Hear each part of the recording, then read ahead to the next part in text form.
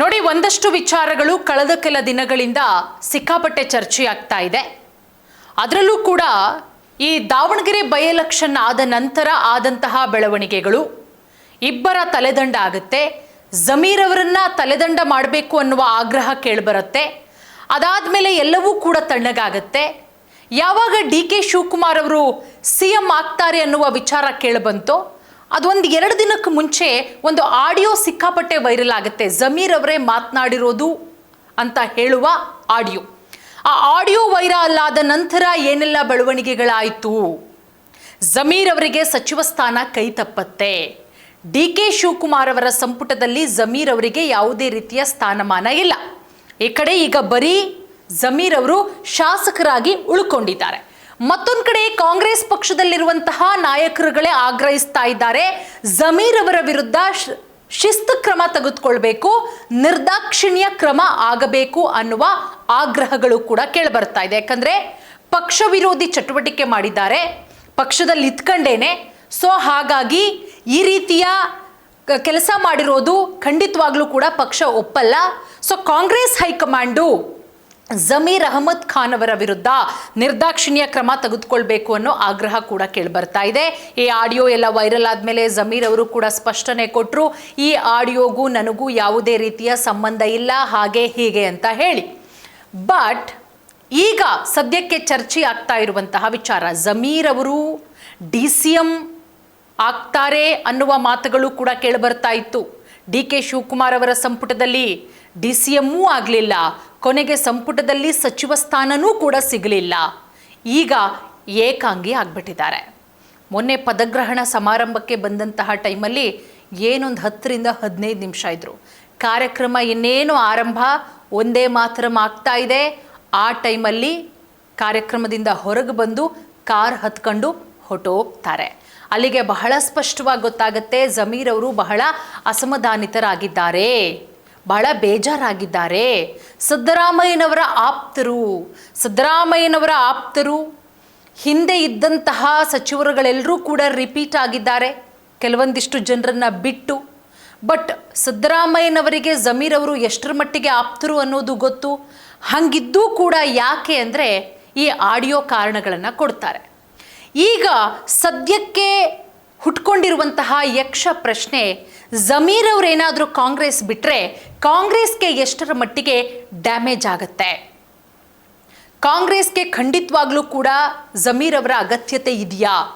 ಪಕ್ಷ ಏನಾದರೂ ಬಿಟ್ಟು ಜಮೀರ್ ಅವರು ಬೇರೆ ಪಕ್ಷಕ್ಕೆ ಹೋದರೆ ಅಥವಾ ಸ್ವಂತ ಪಕ್ಷ ಮಾಡಿದ್ರೆ ಕಾಂಗ್ರೆಸ್ಗೆ ಯಾವ ರೀತಿ ಡ್ಯಾಮೇಜ್ ಆಗಬಹುದು? ಎಲ್ಲದರ ಬಗ್ಗೆ ಕಂಪ್ಲೀಟ್ ಆದಂಥ ಮಾಹಿತಿ. ಮುಸ್ಲಿಮರು ತಿರುಗಿ ಬಂದರೆ ಏನಾಗುತ್ತೆ? ಯಾಕಂದರೆ ಮುಸ್ಲಿಮರ ಪ್ರಭಾವಿ ನಾಯಕರು ಜಮೀರ್ ಅಹಮದ್ ಖಾನ್ ಅವರು. ಮುಸ್ಲಿಂ ನಾಯಕರಲ್ಲಿ ಮುಂಚೂಣಿ ಸ್ಥಾನವನ್ನು ಪಡ್ಕೊಂಡಿರೋದು ಜಮೀರ್ ಅಹಮದ್ ಖಾನ್ ಅವರು. ಅದರಲ್ಲೂ ಬೆಂಗಳೂರಲ್ಲಿ ಎಷ್ಟೋ ಮುಸ್ಲಿಂ ನಾಯಕರುಗಳಿದ್ರೂ ಕೂಡ, JDS ಅಲ್ಲಿದ್ದರೂ ಕೂಡ, ಕಾಂಗ್ರೆಸ್ಸಲ್ಲಿದ್ದರೂ ಕೂಡ, ಮುಸ್ಲಿಮರ ಪ್ರಭಾವಿ ನಾಯಕ ಅಂತ ಹೇಳಿದ್ರೆ ನಂಬರ್ 1 ಹೆಸರು ಕೇಳಿಬರೋದು ಜಮೀರ್ ಅಹಮದ್ ಖಾನ್ ಅವರ ಹೆಸರು.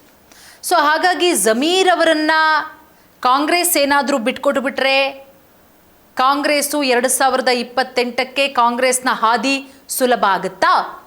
ಮುಸ್ಲಿಮರೇನಾದರೂ ಕೈ ಕೊಟ್ಟರೆ ಕಾಂಗ್ರೆಸ್ ಕತೆ ಏನಾಗಬಹುದು? ಈಗ ಆಲ್ರೆಡಿ ದಾವಣಗೆರೆ ದಕ್ಷಿಣ ವಿಧಾನಸಭಾ ಕ್ಷೇತ್ರದ ಚುನಾವಣೆಯ ಸಂದರ್ಭದಲ್ಲೇ ಗೊತ್ತಾಗಿದೆ, ಮುಸ್ಲಿಮರು ತಿರುಗಿ ಬಿದ್ದರೆ ಏನೆಲ್ಲ ಆಗುತ್ತೆ ಅನ್ನೋದು. ಹಾಗಾಗಿ ಈ ಮಾತನ್ನ ಹೇಳ್ತಾ ಇರೋದು.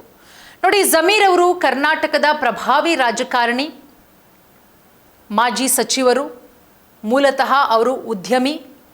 ಯಾಕಂದರೆ ರಾಜಕೀಯವನ್ನು ಪ್ರವೇಶ ಮಾಡಿ ಅತ್ಯಲ್ಪ ಅವಧಿಯಲ್ಲೇ ದೊಡ್ಡ ಮಟ್ಟದಲ್ಲಿ ಜನಪ್ರಿಯ ಗಳಿಸಿದವರು. JDS ಪಕ್ಷದಲ್ಲಿರ್ತಾರೆ, HD ಕುಮಾರಸ್ವಾಮಿ ಅವರಿಗೆ ಆಪ್ತರಾಗಿ ಗುರುತಿಸ್ಕೊಂಡಿರ್ತಾರೆ. ಹೆಂಗೆ ಅಂತ ಹೇಳಿದ್ರೆ ಇಬ್ಬರೂ ಕೂಡ ಅತ್ಯಾಪ್ತರು. ಈಗ ಸಿದ್ದರಾಮಯ್ಯ ಜಮೀರ್ ಅವರು ಯಾವ ರೀತಿನೋ ಕಾಂಗ್ರೆಸ್ಸಿಗೆ ಬಂದ ಮೇಲೆ JDS ಅಲ್ಲಿರಬೇಕಾದ್ರೆ ಕುಮಾರಸ್ವಾಮಿ ಅವರು ಜಮೀರ್ ಅಹಮದ್ ಖಾನ್ ಅವರು ಅಷ್ಟೇ ಆಪ್ತರಾಗಿದ್ದಂಥವ್ರು. ಅದಾದಮೇಲೆ 2018ರಲ್ಲಿ JDS ಅನ್ನು ತೊರೆದು ಕಾಂಗ್ರೆಸ್ ಪಕ್ಷಕ್ಕೆ ಸೇರ್ಪಡೆಯಾಗ್ತಾರೆ. ಚಾಮರಾಜಪೇಟೆ ವಿಧಾನಸಭಾ ಕ್ಷೇತ್ರದಿಂದ 1 ಸಲ ಅಲ್ಲ 2 ಸಲ ಅಲ್ಲ, ಸತತವಾಗಿ 5 ಬಾರಿ ಜಮೀರ್ ಅವರು ಆಯ್ಕೆ ಆಗ್ತಾ ಬರ್ತಾ ಇದ್ದಾರೆ ಕಂಟಿನ್ಯೂಯಸ್ ಆಗಿ. ಅದಾದ ಮೇಲೆ ಸಿದ್ದರಾಮಯ್ಯ ಅವರ ಆಪ್ತ ವಲಯದಲ್ಲಿ ಗುರುತಿಸಿಕೊಂಡಿದ್ದಾರೆ. ಕರ್ನಾಟಕ ಸರ್ಕಾರದಲ್ಲಿ ಪ್ರಮುಖ ಖಾತೆಗಳನ್ನು ಕೂಡ ನಿರ್ವಹಣೆ ಮಾಡಿದಂತಹ ಹೆಗ್ಗಳಿಕೆ ಜಮೀರ್ ಅಹಮದ್ ಖಾನ್ ಅವರಿಗಿದೆ. ತಮ್ಮ ನೇರ ನುಡಿ, ವಿಭಿನ್ನ ಶೈಲಿಯ ಉರ್ದು ಮಿಶ್ರಿತವಾಗಿ ಮಾತನಾಡ್ತಾರೆ. ಅವರು ಮಾತೇ ಒಂದು ರೀತಿಯಲ್ಲಿ ಟ್ರೋಲ್ಗಳು ಕೂಡ ಆಗಿದೆ.